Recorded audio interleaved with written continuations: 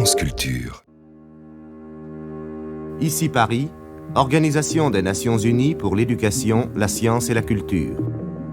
Preuve d'humanité, sauvegarder le patrimoine entre la Méditerranée et l'Afrique centrale, la campagne de Nubie. Xavier Mauduit, assisté de Laura Dutèche-Pérez, une réalisation de Benjamin Hu. 4e épisode, après la Nubie. La campagne internationale de l'UNESCO pour la sauvegarde des monuments de Nubie est une réussite. Lancée en 1960, elle prend fin 20 ans plus tard, en 1980, dans un monde qui a profondément changé. Car quand l'appel est lancé en 1960, l'Afrique connaît un processus de décolonisation. Dès lors, de nouveaux pays entrent à l'UNESCO, par exemple le Mali. Et la campagne de Nubie fait surgir de nouvelles interrogations. En décembre 1960, l'écrivain et ethnologue Amadou Mpateba prend la parole à l'UNESCO comme directeur de l'Institut scientifique du Mali à la commission des programmes de l'UNESCO. Aucun Africain ne pourrait mieux extérioriser le drame intérieur que nous, Africains, sentons et vivons en ces heures cruciales de notre accession à l'indépendance politique, économique et culturelle. Moi, comme beaucoup de mes camarades d'âge et beaucoup de mes aînés, nous n'avons pas été seulement formés à l'humanisme des Jean-Jacques Rousseau, Descartes, etc. Mais nous avons été à l'école de nos pères et mères et initiateurs divers. Ce que nous avons appris tire sa source d'une tradition orale attestée par une chaîne sacramentelle. Si l'on me demandait ce que vaut une tradition orale comme preuve historique, je répondrais ce qu'a valu les évangiles sacrés. En effet, ils ont été durant 2 siècles à l'état de tradition orale. C'est plus tard seulement qu'ils furent transcrits. L'Afrique peut-elle donner? Certes oui. Si elle ne donnait pas, ce serait une faille dans la culture et culturation universelle. Nous existons en tant qu'entité humaine. Il est inconcevable que nous soyons un peuple sans passé. Or, notre histoire, quoique orale, est un signe évident de notre continuité. Ce n'est pas parce que nos colonisateurs qui, politiquement, n'avaient aucun intérêt d'ailleurs à créer en nous un instrument de cohésion autochtone, nous ont aiguillés sur leurs traditions culturelles plus que sur les nôtres, que nous ne rebrousserions pas chemin alors que nous pouvons le faire présentement. Les colonisateurs n'avaient pas tout de suite les aptitudes linguistiques et les conditions psychologiques voulues pour affronter la mise en valeur d'un fonds oral classé dans la mémoire des chroniqueurs qui étaient pour la plupart des résistants. Après les brutalités qui sont les conséquences naturelles de toute conquête militaire, il y a eu l'installation des administrateurs civils. Il y a eu une 3e phase, celle des chercheurs africanistes sur tous les plans. Ces savants qui se sont souvent heurtés contre le mur de la politique administrative ont quand même ouvert une ère. On ne peut dire qu'elle fut sombre. Si elle le fut, elle a été beaucoup plus pour les savants eux-mêmes plus que pour les autochtones. En effet, incompris parfois de leurs compatriotes détenteurs des pouvoirs politiques, ces savants avec des crédits misérables ont réalisé une œuvre remarquable. Entre autres préoccupations scientifiques, les savants européens ont vite compris que l'un des objets fondamentaux de la science ethnologique est l'étude des traditions orales. Mais on ne peut travailler dans ces domaines avec garantie et efficacité sans 3 conditions essentielles. Primo, possession parfaite de l'idiome ou des idiomes du pays qu'on veut étudier. Secondo, à défaut, trouver un interprète assez cultivé en langue européenne pour transposer le parler local sans en fausser le sens. Troisièmement, capter la confiance des indigènes. Et tout cela n'était pas possible, ou bien était extrêmement difficile. Si on ne peut nier ni mépriser les grands coups de pioche que les savants ont donnés dans la mine orale de notre culture, Il faut crier à haute voix que ce vaste champ attend les bras de ceux qui, par leur naissance, donc par leur instinct héréditaire, sauront aller jusqu'au fond de la mine où est située la veine aurifère de cette culture. Aucun crédit ne serait trop pour la sauvegarde de ce trésor. La situation dans ce cas précis est d'autant plus inquiétante que, d'une part, la mort armée de son lugubre faux moissonne les chroniqueurs âgés. Il ne laisse pas de disciples. D'autre part, la négation de tout ce qui ne tombe pas sous les yeux comme une boule de neige envahit les jeunes cerveaux moulés dans les salles des grandes écoles occidentales. On peut se demander que sera l'Afrique du XXe siècle. Je demande à notre groupe de travail de se pencher sur la question des traditions orales africaines.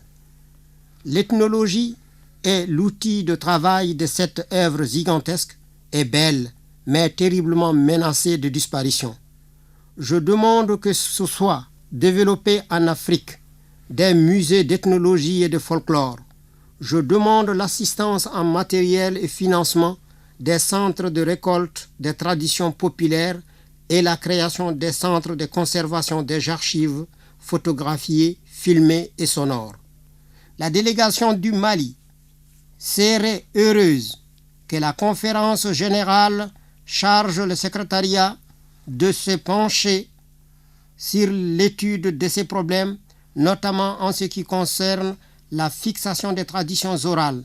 À cet effet, il lui serait recommandé de s'acquérir la coopération de CFS et de l'ICOM et de présenter un rapport à la prochaine conférence générale. Merci. Amadou Mpateba appelle à la sauvegarde du patrimoine oral, avec une mobilisation internationale, à l'instar de ce qui est mis en place pour sauvegarder les monuments de Nubie. L'Afrique n'a pas besoin d'entrer dans l'histoire, puisqu'elle y a toujours été, c'est une évidence. Reste seulement à écouter ce que son passé nous raconte, en écho à notre présent. Riche histoire de l'Afrique ancienne et de ses traditions orales, sombre période de la colonisation et de ses héritages, se pose aujourd'hui la question des restitutions. Il y a urgence à protéger notre patrimoine commun, mais d'ailleurs, la notion même de patrimoine a évolué. Il ne s'agit plus seulement des grands monuments ou du patrimoine immatériel, il s'agit de réfléchir à ce que signifie le patrimoine lui-même et l'attention que nous lui accordons. Dans sa leçon inaugurale au Collège de France, le 30 mars 2017, l'historienne Bénédicte Savoie nous interroge et s'étonne d'une statue dans la cour d'honneur du Collège de France. Quand on entre au Collège de France, je ne veux pas dire institutionnellement, mais physiquement, avec ses pieds, son corps, ses yeux, avec tous ses sens et ses préoccupations du moment, on est accueilli dans la cour d'honneur par une statue de Frédéric Auguste Bartholdi, l'auteur très célèbre de la Statue de la Liberté à New York. Elle représente Jean-François Champollion. Champollion, tout le monde connaît. Né avec la Révolution française, nommé conservateur des collections égyptiennes du Louvre à 36 ans et premier à occuper une chaire d'égyptologie au Collège de France quelques années plus tard, Champollion, c'est le représentant exact de cette génération d'Européens, à la fois acteurs et témoins du grand boom des musées universels en Europe au XIXe siècle. C'était il y a 10 jours. Difficile de vous décrire ma stupeur, ou disons mon incrédule consternation, quand dans la cour du Collège de France, j'ai regardé la statue de Champollion pour la première fois. Je veux dire regarder vraiment. J'étais en avance à un rendez-vous, je l'avais déjà vu 1000 fois bien sûr. Mais on regarde peu ou mal aujourd'hui ces monuments aux gloires nationales que la Troisième République a semés dans nos villes. Issus de la commande publique, ces monuments sont le témoin exemplaire de l'alliance entre idéologie et esthétique, surtout lorsqu'à la fin du XIXe siècle, l'État entreprend par leur biais de toucher l'homme et la femme dans la rue. Aujourd'hui, on les voit sans les voir. J'avais un peu de temps et j'ai regardé Champollion. C'est un jeune homme, monumental et beau, qui paraît avoir 30 ans et mesure 2,40 m. Il est vêtu d'une redingote étriquée, d'une culotte collante et de courtes bottes à l'écuyère, comme on les portait en Europe autour de 1800. Il a des rouflaquettes.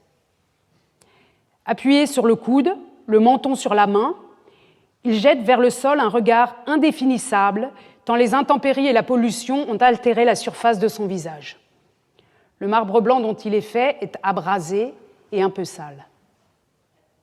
Sa jambe gauche est très relevée, comme celle d'un voyageur qui aurait posé le pied sur un rocher à la faveur d'une halte.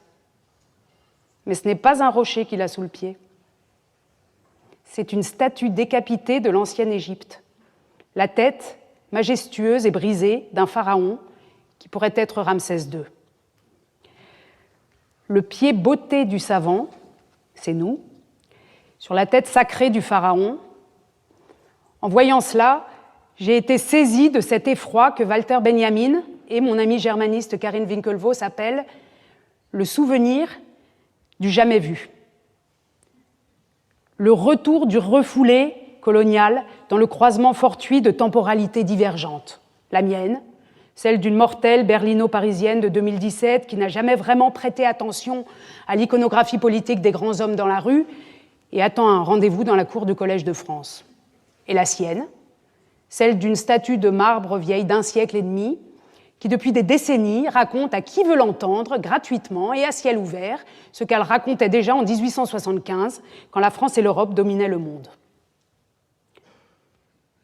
Dans l'art occidental, l'iconographie du pied sur la tête coupée est réservée à la représentation de David, vainqueur de Goliath, ou, lorsque la tête est celle d'une bête féroce, à l'image d'archange ou de saint, terrassant le démon.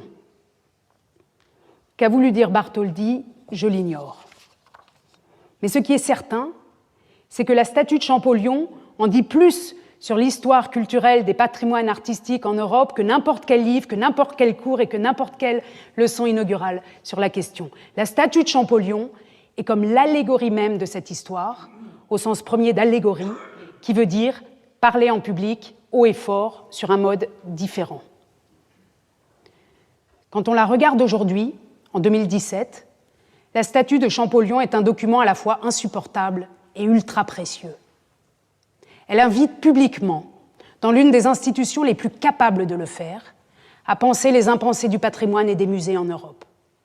Elle rappelle à tout instant, à ciel ouvert, à qui veut l'entendre, que la médaille brillante et dorée de la culture et du savoir a toujours, ou presque, en Occident, un revers de violence symbolique et réel.